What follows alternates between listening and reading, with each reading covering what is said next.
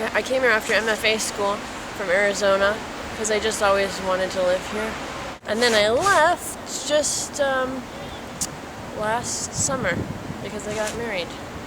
In Denver, everyone's like, why did you leave New York? And I was like, for a man, which is the truth.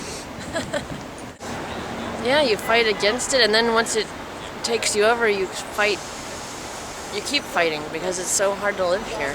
Just everything is 30 times more difficult and annoying, and the money thing is terrible.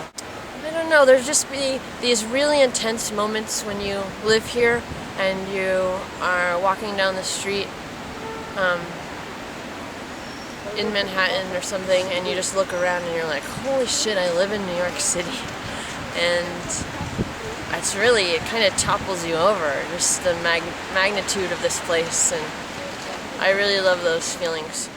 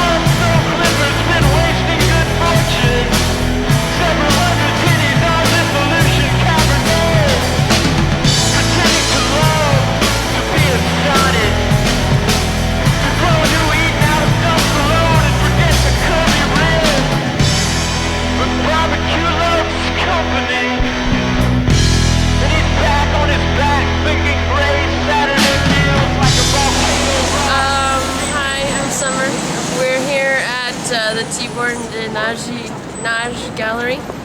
Gonna see the New York School of Poets and Painters exhibit.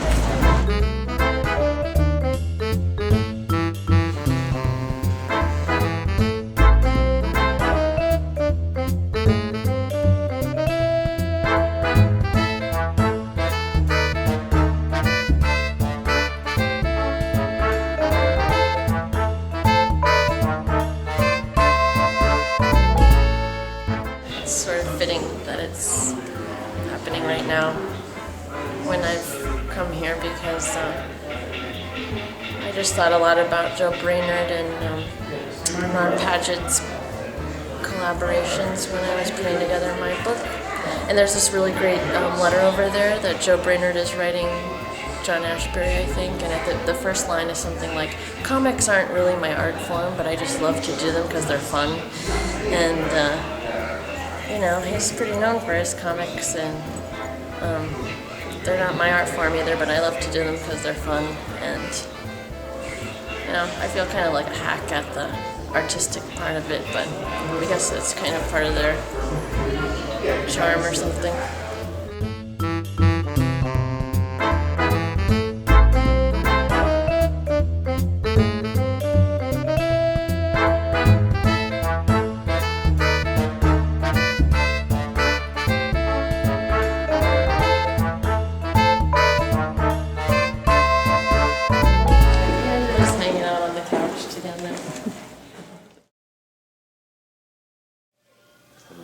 Since I moved to Denver,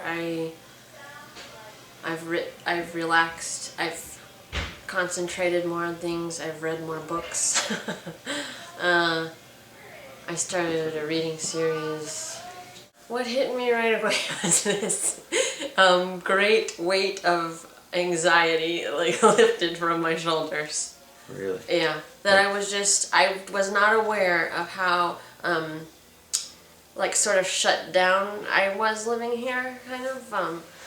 Just, you know, like, don't let that annoy you, don't let that annoy you, don't let that annoy you, like, just block this out. Ow, my ears are hurting because it's so loud. Like, all those things I had just sort of like created this kind of focus. And when that's gone, you know, it's just so easy to get used to, like, quietness and friendly faces and smiling and like taking time, like thank you when someone says you're welcome and you make eye contact. And so not being able to do that because you can't say hi to everybody on the street here. I don't know, it just like made me feel light. Yeah, that's the first thing I noticed. I was like, whoa, I am not as uptight and moody.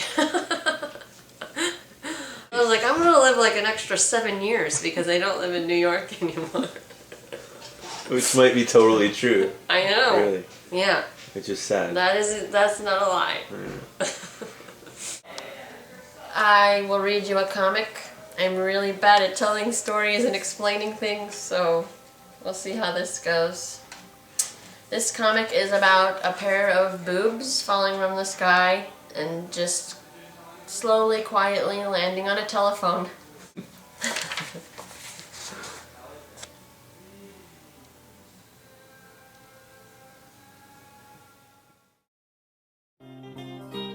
Okay, we're back in Williamsburg, where I've done my time, and we're gonna head to diner, which is super hip but delicious, and I love it for some reason. And we're gonna eat hamburgers.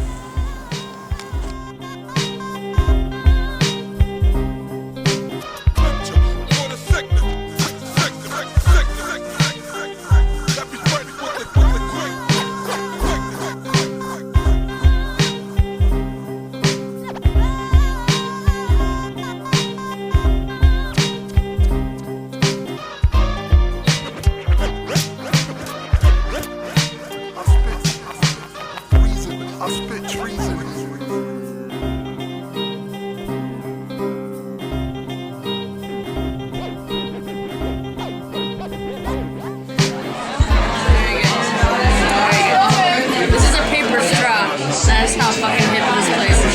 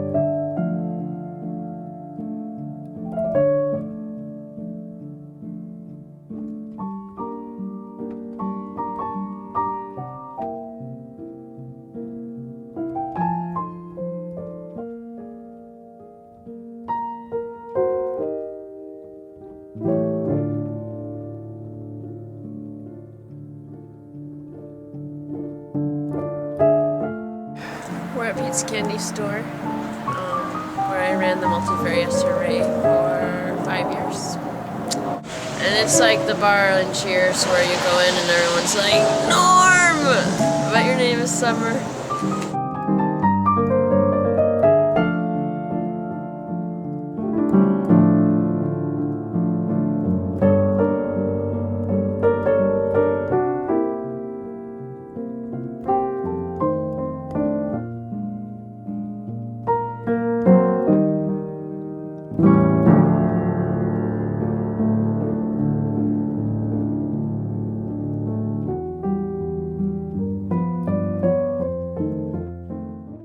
The first thing always is my friendships and the people that I've met here and the community that I've made.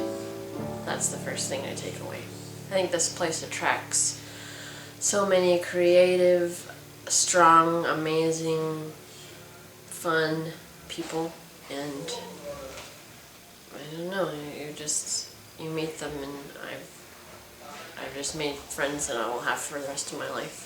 Running the reading series at Pete's defined my experience a great deal. The reason I got the job is Ada Limon and Jennifer Knox, who had run the Salmon series here before me. I think they were getting too famous and had all their books published, and they're amazing, and it's a lot of work, and they were going to concentrate on other things. So it was open, and my best friend Sam is a bartender here, and he told the owner, my friend Sommer writes poetry, I don't know, maybe she'd be interested in this. And he asked me, and I was like, yes, I've never done it before. I'm terrified. I get complete stage fright, I'll do it. Then it got bigger, and I got better at it, and it just was the thing I did on Fridays, every other Friday, and it felt like my home, and it felt awesome, and people started writing to me to ask to read here, and that felt really good. I met so many people, hundreds of people. I wrote hundreds of introductions, and I don't know, what a great community from all over the world, People would come here, because this is New York, and everybody passes through. Every poet in the world is going to pass through here at some point. I felt so lucky that that was the case. This is my new book. Either Way I'm Celebrating, which is the name of a poem in here. It's from Birds LLC, my very first book. Is that your picture in the book? That is, author photo. Booyah. Shelton Wall-Smith took this, and he's amazing. I don't know, I worked with Chris Tonelli. He was incredible and just so picky and careful, and I loved that, and I needed that. I don't know, it was a great experience. And then sort of to be on, because I publish my own books with Flying Guillotine, and so to be on the other end, getting advice from an editor when I've been giving it to the people we've published was a great experience too. And to just know what that feels like. Well, I guess I'll read this one, Either Way I'm Celebrating. They're saying irony is dead, and for a few minutes I thought I might die too. A woman who would buy a fifth of liquor and a pregnancy test just to see the look on the clerk's face. It's always strange to be born before the cusp of some new age, hanging on to nothing as if it were Los Angeles. I remember glaring through the windshield of the family pacer, watching a 30-foot man crack jokes on the screen. My parents were laughing, but I didn't get the way something huge and astonishing could be flat, could not exist at all.